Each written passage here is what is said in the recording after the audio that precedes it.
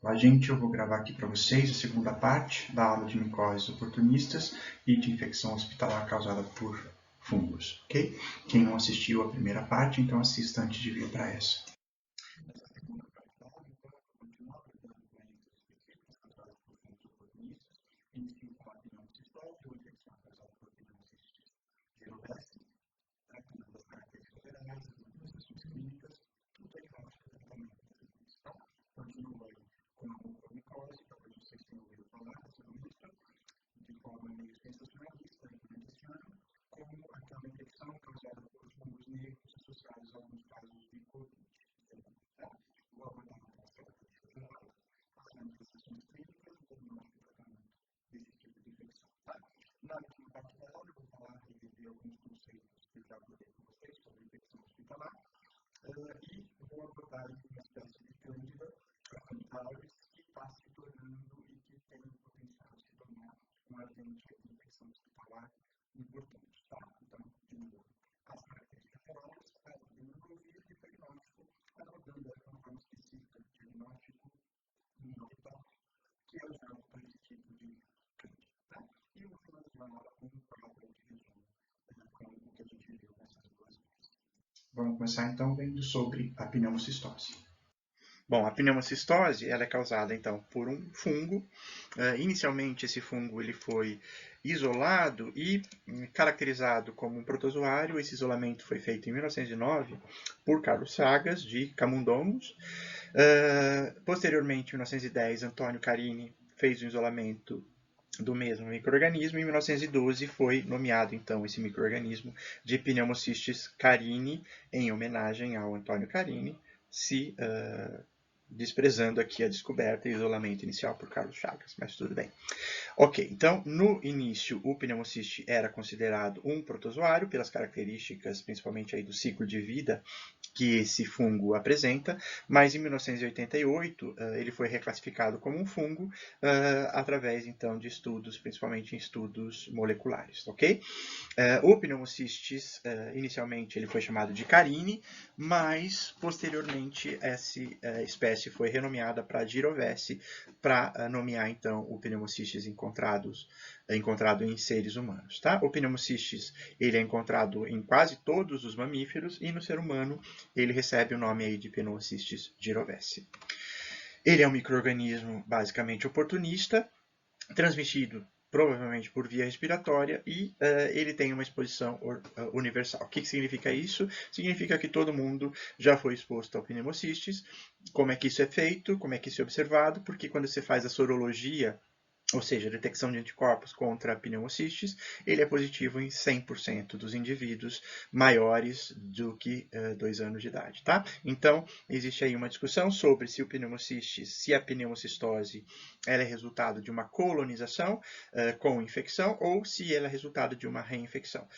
Hoje em dia se acredita que o pneumocystis ele coloniza o paciente de forma transitória, ele é eliminado, mas a doença em si vai ser sempre resultado de uma reinfecção, ou seja, de uma nova colonização e posterior infecção, ok?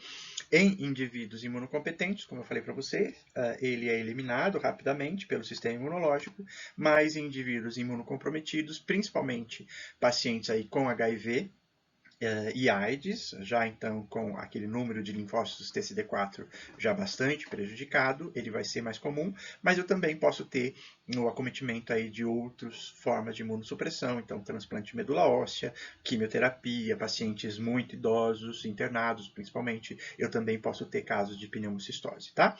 Assim como a criptococose, a pneumocistose, ela ganhou notoriedade aí devido a pacientes com HIV e AIDS. Então, após a epidemia de HIV e AIDS, é que a pneumocistose se tornou importante, assim como a gente viu lá para o Cryptococcus, ok?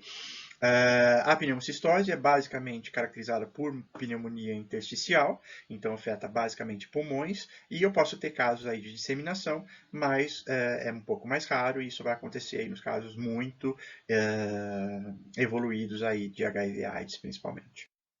Bom, como eu mencionei ali há pouco para vocês, o pneumocystis inicialmente ele foi caracterizado como um protozoário, basicamente devido aí às suas características encontradas no hospedeiro e no seu ciclo de reprodução, tá bom? Então, o pneumociste ele é encontrado em duas formas, uma forma que é chamada de forma trófica, que apresenta a reprodução assexual, ou seja, basicamente eu tenho aí divisão por fissão, que é a forma normalmente causada, que causa o processo inflamatório e a doença, e eu tenho uma forma aí, sexual, que apresenta aí a forma de cistos, normalmente isso é considerada a forma infectante, tá? Então, no ciclo sexual, eu tenho lá a forma trófica, então que são haploides, eu tenho a conjugação aí de duas células haploides, a formação de um pré-cisto diploide, e aí eu tenho vários processos aí de mitose e meiose, com a maturação aí desse cisto, o posterior rompimento desses cistos com a liberação de novas formas tróficas, ok? Então, esse ciclo aqui, inicialmente, foi confundido com o ciclo aí de alguns protozoários e, por isso, ele foi inicialmente caracterizado como um protozoário, tá? Mas a análise molecular demonstra, então, que ele é um fungo, ok? Bom, a pneumocistose, ela manifesta-se particularmente e exclusivamente em indivíduos imunocomprometidos, na forma, então, de uma pneumonia intersticial, tá? Essa pneumonia normalmente tem um início lento, progressivo, silencioso, então um início insidioso, que vai evoluir ao longo do tempo para dispneia, cianose, taquipneia, tosse não produtiva e febre, tá? A letalidade da doença é alta, então, nos indivíduos que se manifestam com a doença, eu tenho 100% de letalidade. Nos indivíduos não tratados, e a morte se dá por insuficiência respiratória, tá?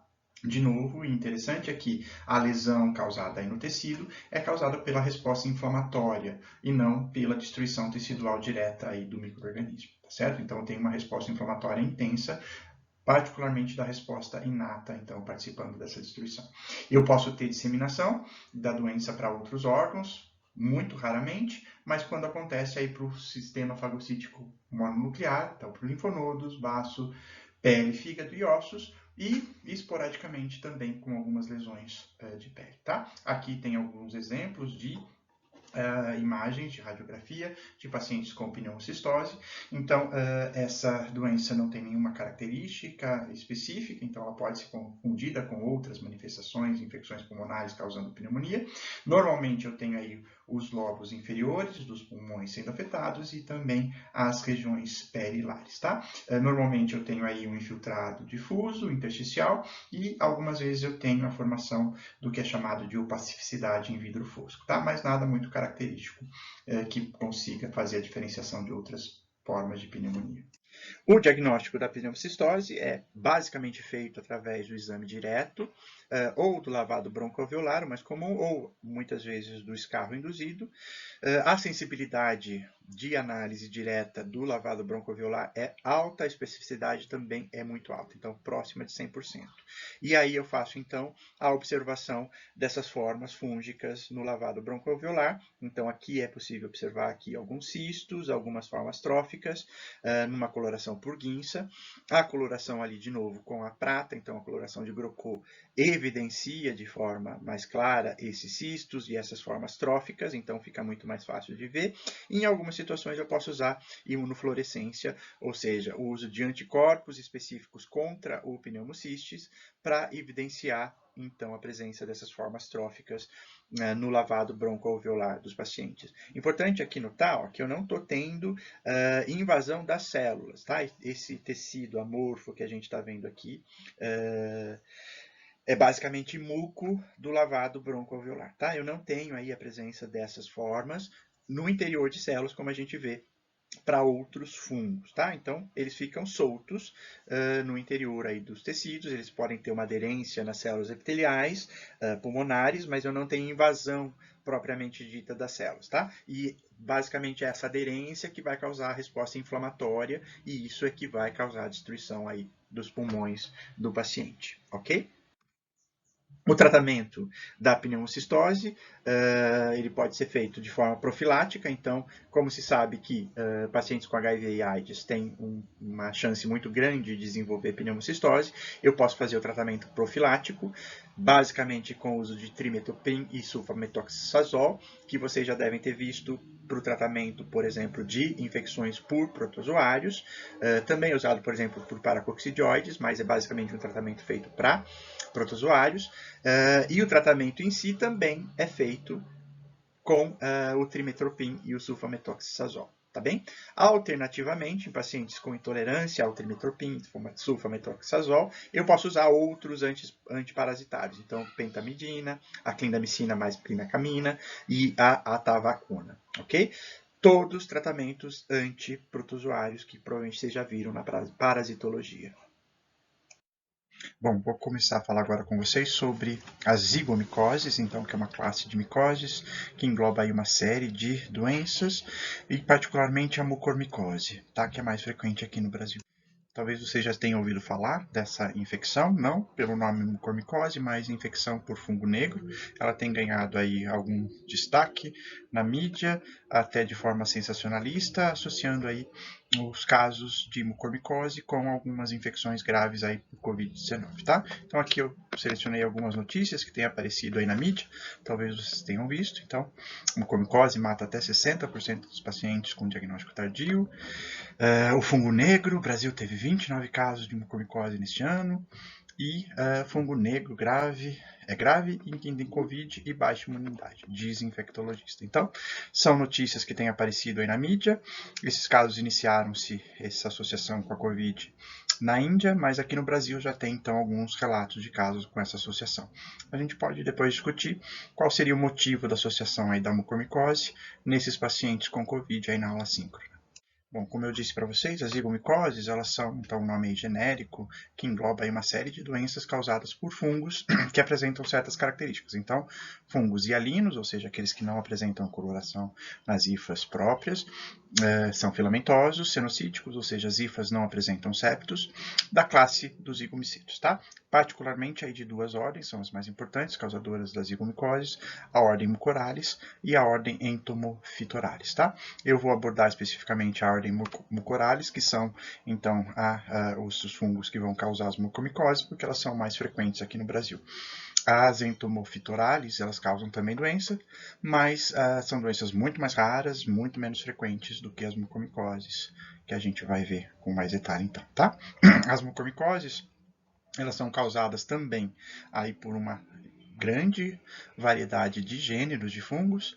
Então aqui estão descritos os mais importantes, sendo os dois gêneros mais importantes, então o gênero Rhizopus e Mucor, tá? Eu posso ter também esses outros gêneros causando mucormicoses, mas esses dois são os mais importantes e os mais frequentemente isolados.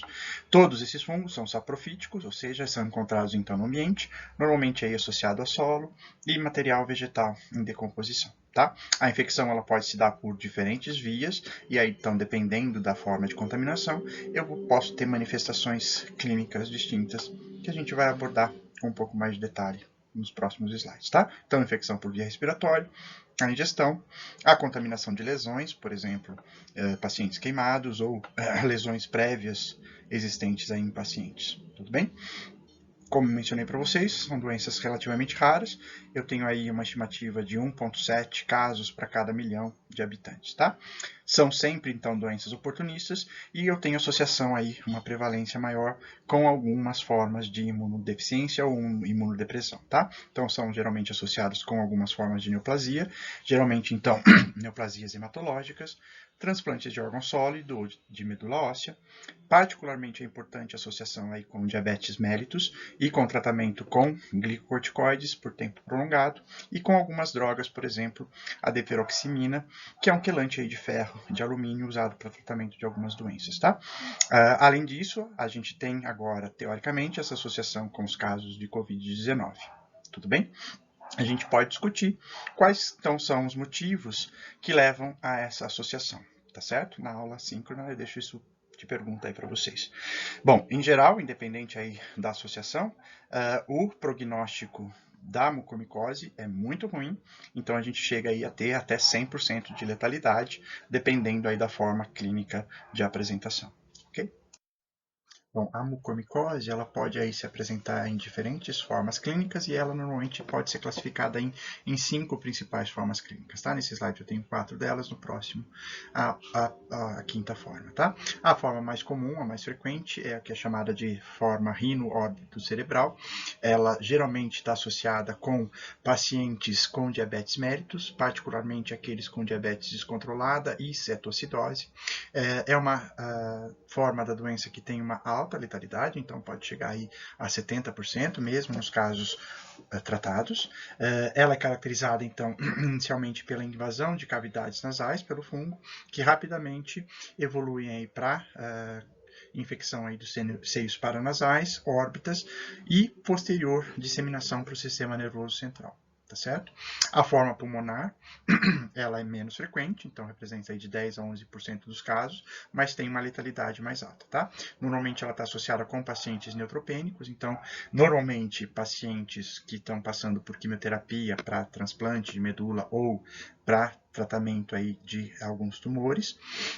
Ela é caracterizada inicialmente aí por uma broncopneumonia com sinais de cavitação. Então, eu posso ter o aparecimento também de bolas fúngicas, como a gente tem na aspergilose. E, normalmente, eu tenho evolução rápida para uma angioinvasão, causando hemorragia pulmonar e posterior disseminação. Tá certo? Eu também posso ter uma forma disseminada, a mais letal aí das formas clínicas da mucormicose. Felizmente, representam aí uma minoria dos casos, de 6 a 12%. Tá? E eu tenho uma forma gastrointestinal, menos frequente, caracterizada aí por dor abdominal intensa e hemorragias. Normalmente é uma forma com menor letalidade. Tá certo?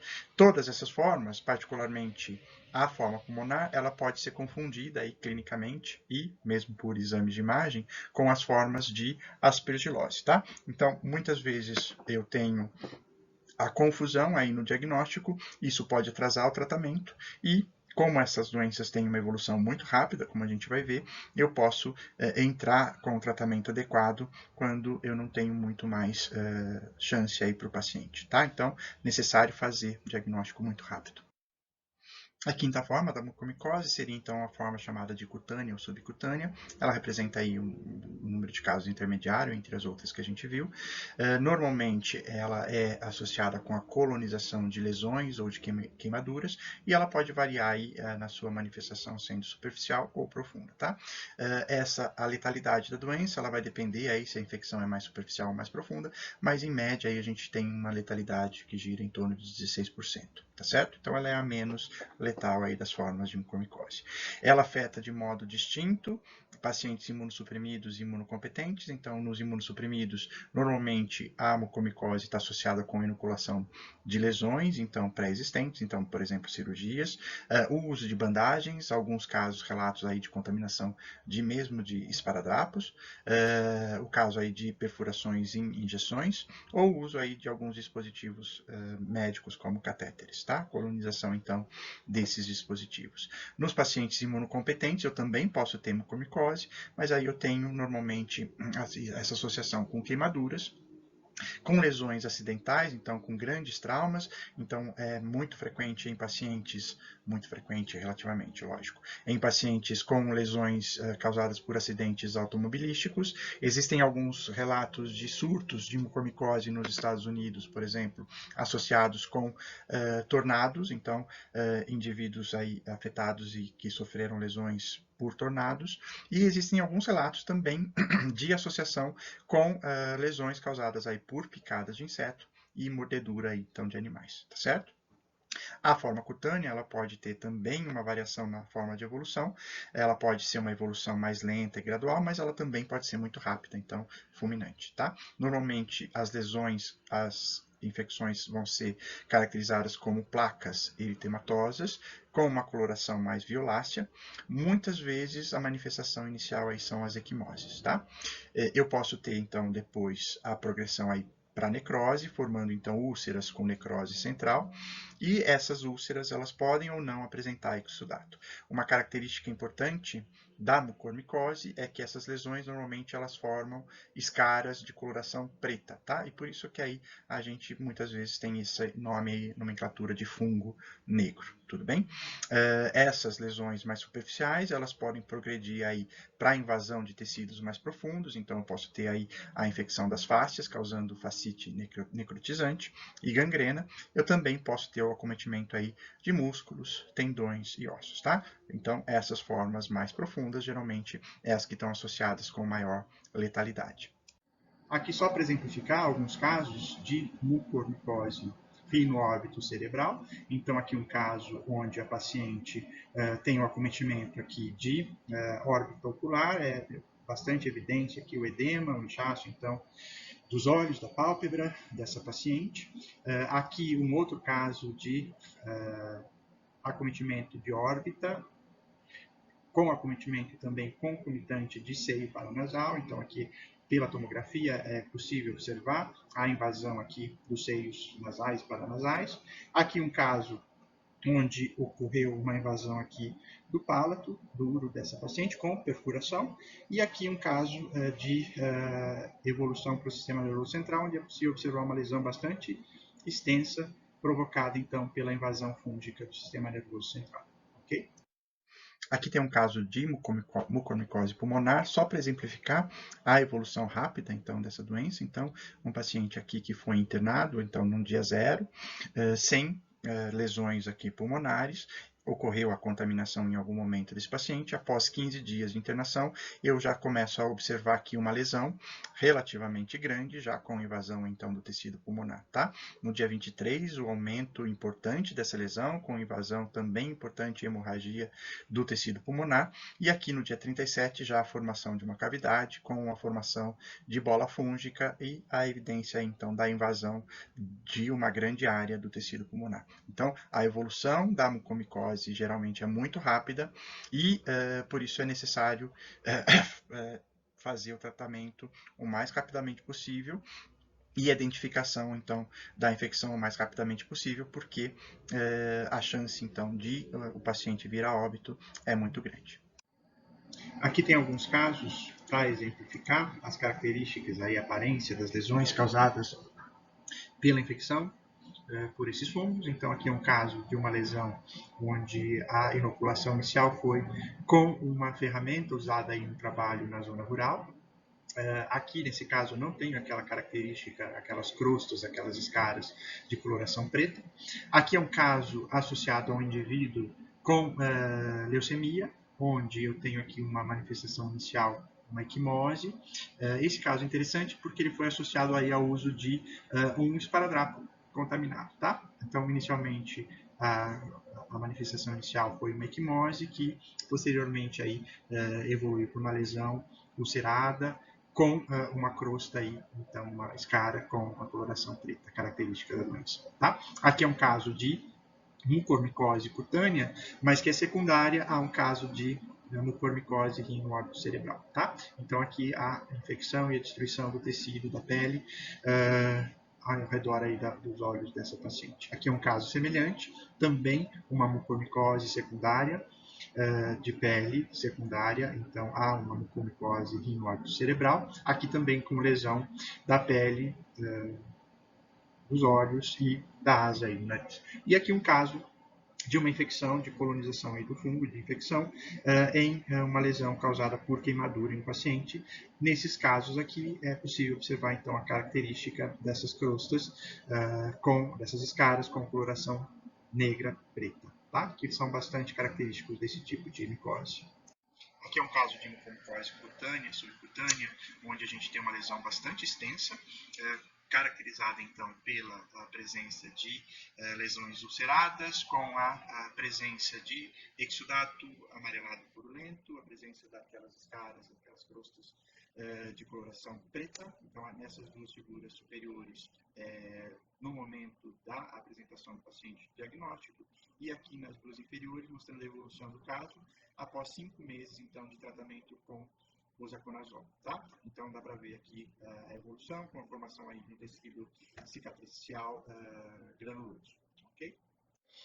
como é que é feito o diagnóstico da mucormicose? Então, primeiro, tem as características clínicas da lesão, e eu vou também usar aí a identificação laboratorial dos isolados. Tá? É possível fazer o isolamento do fungo em cultura, em meios de cultura relativamente comuns. Então, são fungos que crescem muito bem em meios utilizados aí para o diagnóstico micológico. Então, eu vou usar o Saburô sem ciprofloximida para evitar, então, a inibição do crescimento.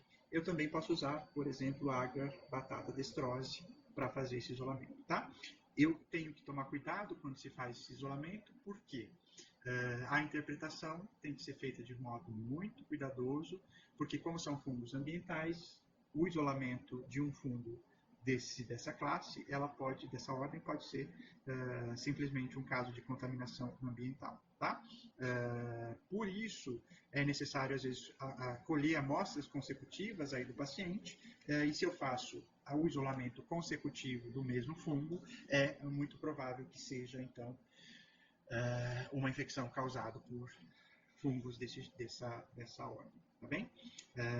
O crescimento desses fungos geralmente é muito rápido, então são fungos que crescem muito rapidamente em meios de cultura convencionais. Então, muitas vezes, em um dia eu já tenho a formação de colônias grandes nas placas de cultura, mas até 7 dias geralmente é o limite aí do crescimento dos fungos.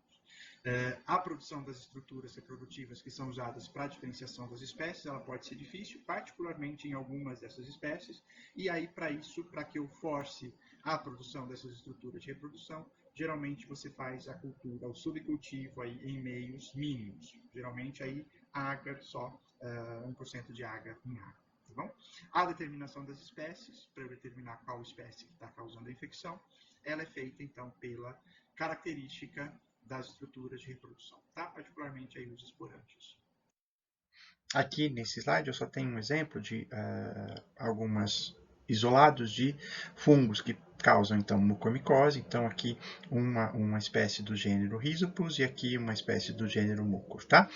Como eu falei para vocês, o isolamento é possível, mas tem que ser tomado cuidado aí na interpretação do resultado, porque eles são fungos ambientais, tá certo? A determinação da espécie, como eu mencionei, é feita pela diferenciação da estrutura reprodutiva aí desses fungos, que são chamados então de esporângios, tudo bem? Uma característica importante desses fungos é que a maior parte deles, como eu mencionei, cresce muito rapidamente em cultura e esse crescimento é tão rápido que muitas vezes as colônias tomam completamente aí a placa de cultura, tá? As hifas aéreas desses fungos geralmente também são longas e muitas vezes elas acabam empurrando a tampa da placa de cultura, tá certo? No caso aqui do Rhizopus, aqui eu tenho um micélio aéreo que caracteristicamente tem essa coloração, esse pontilhado negro, que é então a presença desses esporângios, tá? Como é que é a estrutura de reprodução desse fungo de modo superficial?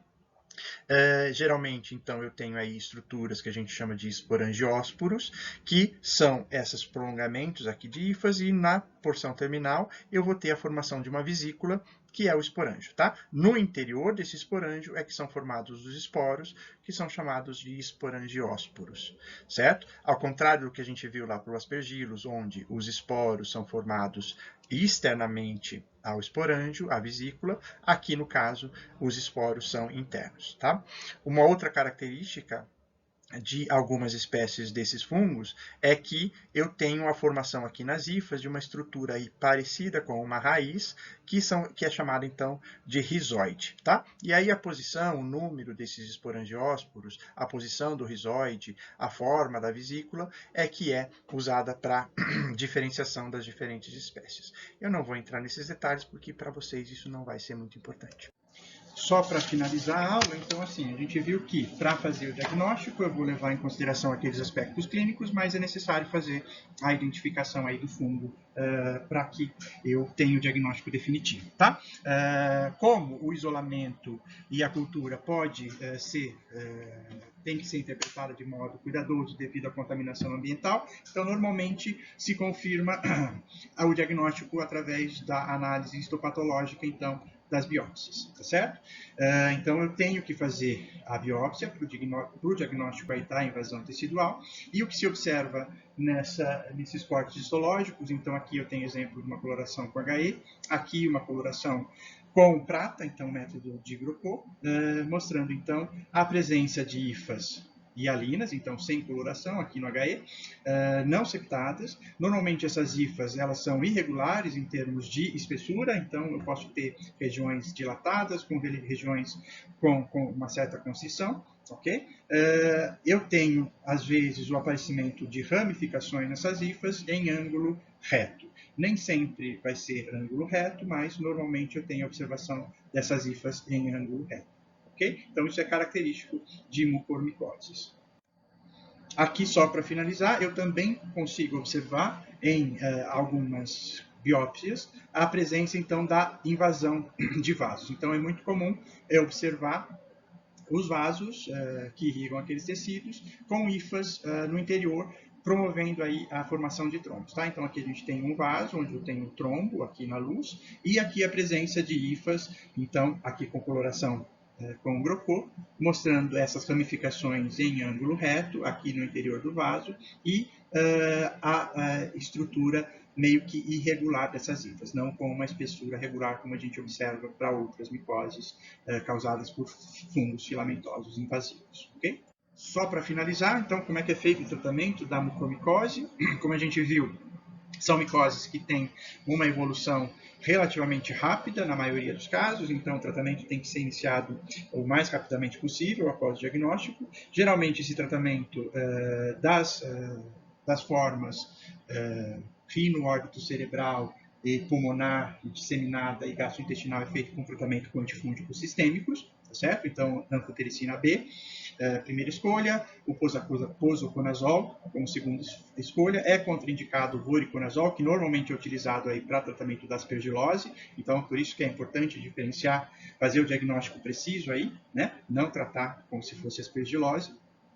Então, aqui para o tratamento sistêmico. As formas cutâneas, então, geralmente associado ao tratamento com o antifúngico sistêmico, mas também eu tenho que fazer aí, normalmente, o desbridamento cirúrgico das lesões para eliminar a maior parte aí daquele tecido necroso em necrose, para que eu auxilie aí na recuperação do paciente. Finalizando, então, realmente a aula, falar agora sobre infecção hospitalar. Como a gente já viu lá para as bactérias, então as infecções hospitalares são definidas como qualquer infecção adquirida durante a internação hospitalar ou relacionada a algum procedimento realizado no hospital e que pode se manifestar, inclusive, após a alta do paciente, tá bom? Por esse motivo, a gente prefere já hoje em dia infecção relacionada à assistência à saúde ou IRAS, tá? Porque aí eu abranjo não só as infecções adquiridas no hospital, mas aquelas feitas por procedimentos relacionados à assistência à saúde, inclusive aí o atendimento ambulatorial, cuidado domiciliar e mesmo aí infecções hospitalares, infecções ocupacionais de profissionais de saúde, ok? Isso a gente já viu naquela aula de infecção hospitalar que estava no módulo de bactérias, então não vou ficar entrando em detalhes novamente nisso. Como a gente já viu, então, essas infecções elas vão estar associadas a algumas condições de modo mais importante, então, extremos de idade, a duração da internação, a diabetes mellitus, doenças cardiovasculares, alterações de consciência, estados de imunossupressão, procedimentos invasivos e cirurgias que comprometam aí as barreiras epiteliais. Para o caso dos fungos, como a gente já viu, o diabetes mellitus vai ser importante, no caso aí da mucormicose, e os estados de imunossupressão, então, principalmente infecção por HIV/AIDS, no caso de imunossupressão e imunodeficiência adquirida, e doenças ou transplante de medula óssea, por exemplo, e naquelas imunodeficiências congênitas, por exemplo, doença granulomatosa crônica, ok? Aqui associado a infecções hospitalares por fungos, eu quero falar aqui com vocês agora sobre a Candida auris, uma nova espécie de Cândida que tem sido associada aí com casos importantes de infecção hospitalar no mundo e que foi isolado aí recentemente no Brasil. Aqui só para mostrar para vocês, a Candida auris, ela tem despertado interesse aí, inclusive da imprensa, com algumas manchetes relativamente sensacionalistas, associando então a Candida auris aí, e chamando ele de um superfungo. A gente vai entender aí por que ele seria essa denominação, tá? Então, algumas manchetes aqui mostrando a incidência e o aparecimento de Candida auris, agora isolada no final do ano no Brasil, tá? Então, o primeiro caso, isolado aí em dezembro de 2020. A gente vai ter posteriormente uma aula só sobre infecções causadas por espécies do gênero Candida. A gente vai ver que várias espécies são consideradas agentes de infecção hospitalar. Nessa aula eu quero dar só ênfase na Candida auris, tá? A Candida auris é uma espécie que foi isolada mais recentemente, então ela foi isolada em 2009 no Japão, em infecções auriculares, causando então otite, tá certo? Por isso que ela recebeu então o nome de auris. Ela foi associada aí com um surto de infecção hospitalar na Coreia, e atualmente a gente tem casos descritos aí dessa espécie de Cândida em todos os continentes. A importância da Candida auris é que ela está associada então, a infecções invasivas, mas somente em ambiente hospitalar. Então existe um certo verdade sobre a preocupação com essa espécie de Cândida, mas normalmente ela afeta só indivíduos imunocomprometidos em alguma forma, tá? Essa espécie de Cândida, ela é atualmente dividida em 4 clados geográficos, ou seja, grupos então de Cândida isolados que têm características genéticas distintas, mas que pertencem à mesma espécie, tá? A gente tem o clado sul-asiático, o sul-africano, o sul-americano e o clado do leste asiático. Tá? A grande importância da Candida auris é que ela é multiresistente, então naturalmente resistente à maioria dos medicamentos antifúngicos convencionais, então resistente a azóis, derivados azólicos, e poliênicos, então é importante basicamente devido a essa multiresistência. Tá?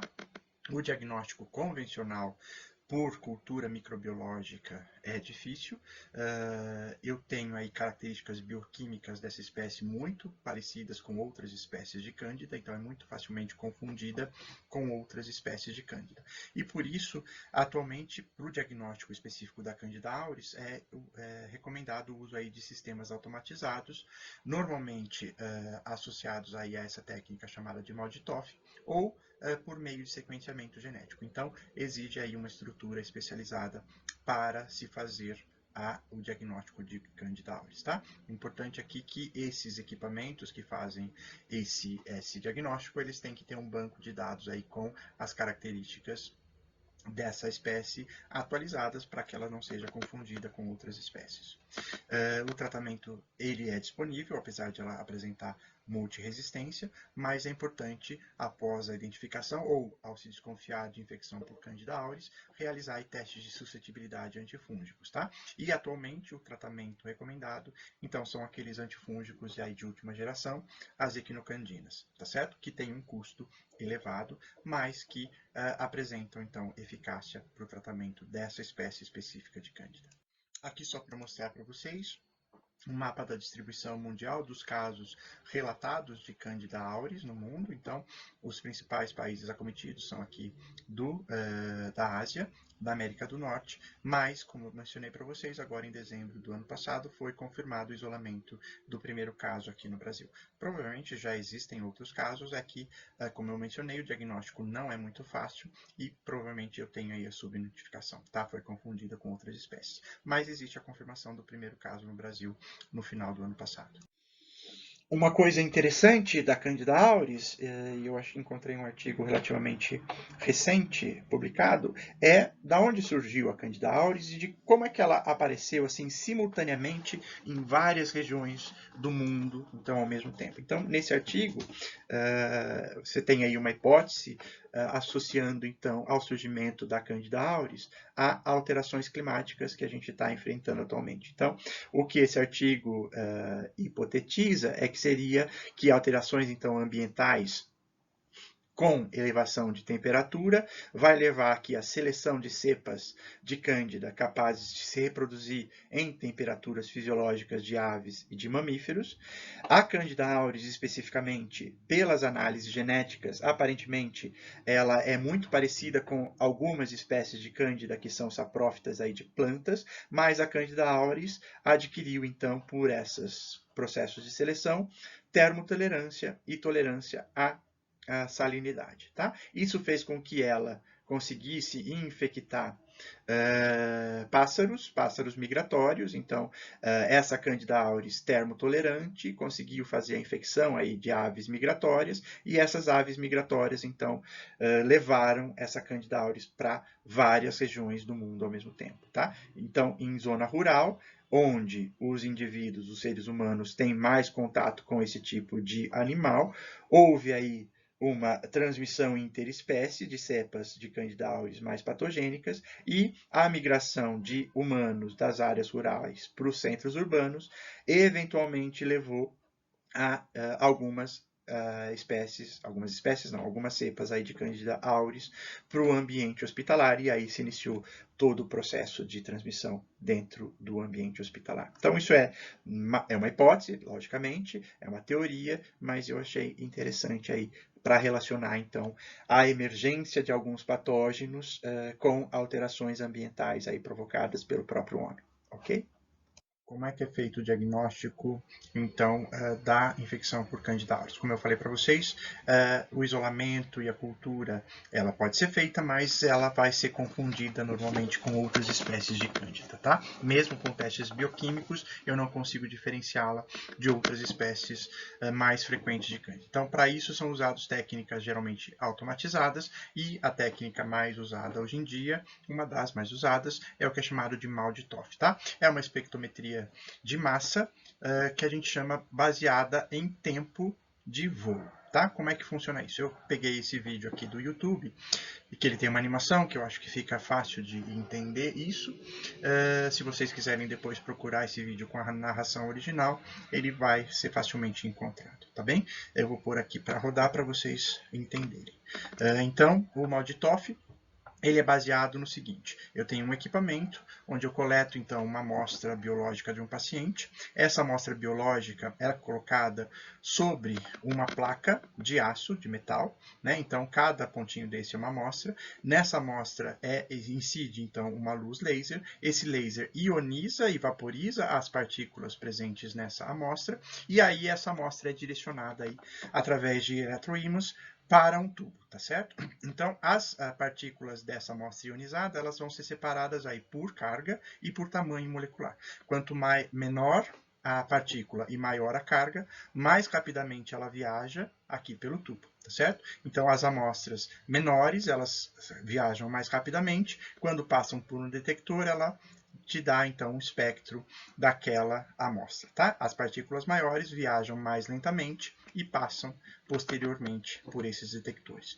Com, então, a passagem dessa amostra, é gerado aí um espectro de massa que depois é comparado aí com o banco de dados. Então, cada espécie de cândida ou de micro-organismo vai gerar um espectro de emissão de massa diferente, com essas partículas sendo separadas aí por massa e por carga elétrica.